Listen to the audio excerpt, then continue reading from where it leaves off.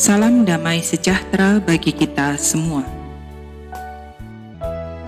Bacaan pertama hari ini, Sabtu 27 Juni 2020, dari Kitab Ratapan, bab 2, ayat 2, ayat 10 sampai dengan 14, dan ayat 18 sampai dengan 19. Tanpa belas kasihan, Tuhan memusnahkan segala ladang Yakub.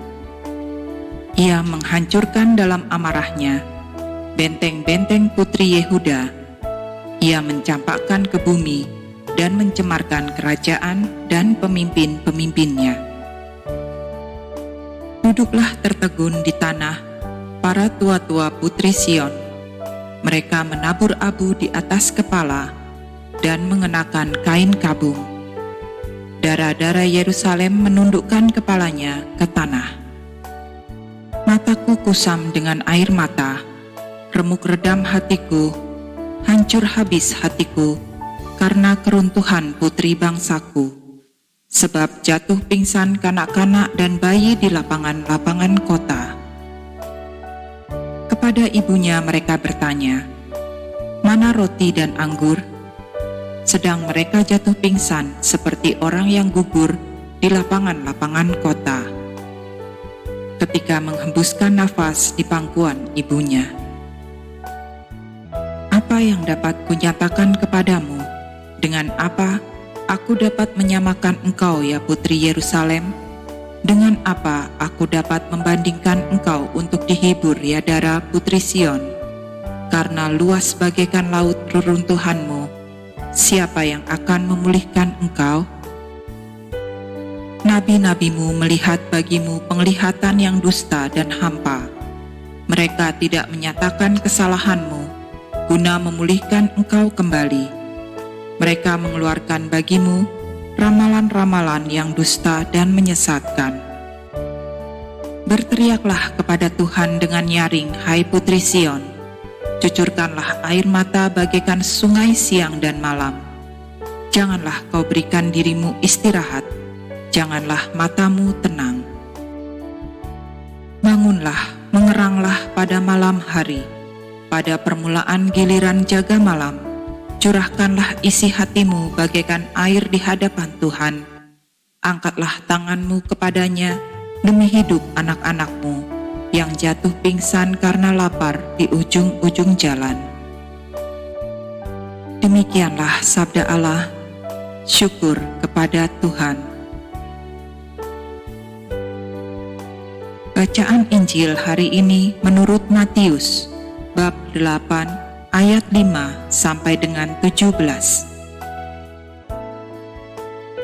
Ketika Yesus masuk ke Kapernaum, datanglah seorang perwira mendapatkan dia dan memohon kepadanya, "Tuan, hambaku terbaring di rumah karena sakit lumpuh, dan ia sangat menderita." Yesus berkata kepadanya, "Aku akan datang menyembuhkannya." Tetapi jawab perwira itu kepadanya, "Tuan, aku tidak layak menerima Tuan di dalam rumahku. Katakan saja sepatah kata, maka hambaku itu akan sembuh. Sebab aku sendiri seorang bawahan, dan di bawahku ada pula prajurit. Jika aku berkata kepada salah seorang prajurit itu, 'Pergi,' maka ia pergi. Dan kepada seorang lagi, 'Datang,' maka ia datang. Ataupun kepada hambaku, 'Kerjakanlah ini,' maka ia mengerjakannya." Setelah Yesus mendengar hal itu, heranlah ia dan berkata kepada mereka yang mengikutinya, "Aku berkata kepadamu, sesungguhnya iman sebesar ini tidak pernah aku jumpai pada seorang pun di antara orang Israel. Aku berkata kepadamu, banyak orang akan datang dari timur dan barat dan duduk makan bersama-sama dengan Abraham, Iskak, dan Yakub di dalam kerajaan surga. Sedangkan anak-anak kerajaan itu akan dicampakkan ke dalam kegelapan yang paling gelap. Di sanalah akan terdapat ratap dan kertak gigi. Lalu Yesus berkata kepada perwira itu, "Pulanglah, dan jadilah kepadamu seperti yang engkau percaya." Maka pada saat itu juga sembuhlah hambanya. Setibanya di rumah Petrus, Yesus pun melihat ibu mertua Petrus terbaring karena sakit demam. Maka dipegangnya tangan perempuan itu, lalu lenyaplah demamnya. Ia pun bangunlah dan melayani dia. Menjelang malam, dibawalah kepada Yesus banyak orang yang kerasukan setan, dan dengan sepatah kata Yesus mengusir roh-roh itu dan menyembuhkan orang-orang yang menderita sakit.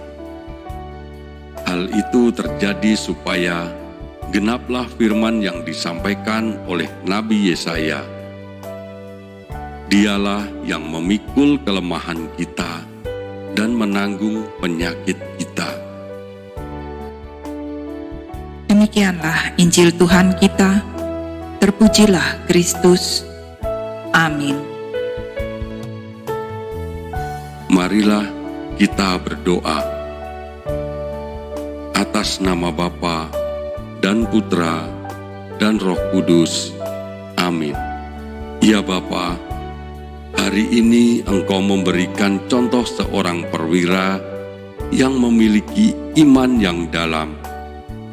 Pada umumnya, seorang perwira tidak memiliki izin untuk memberi perhatian besar untuk hambanya.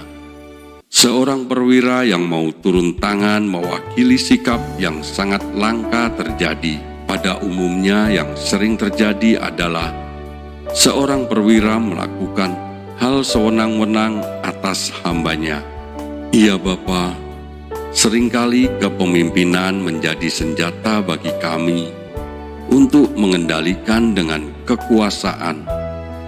Seringkali kedudukan tinggi membuat kami lupa akan orang-orang yang membantu kami. Kisah perwira menjadi inspirasi bagi kami sebagai anak-anak-Mu. Jabatan dan kedudukan sudah semestinya menjadi sarana kami dalam melayani orang lain. Ya Tuhan, sembuhkanlah kami dari berbagai penyakit dosa yang melumpuhkan hidup kami. Semoga sabda-sabda-Mu yang kami dengarkan mampu kami renungkan dan menjadi kekuatan hidup kami.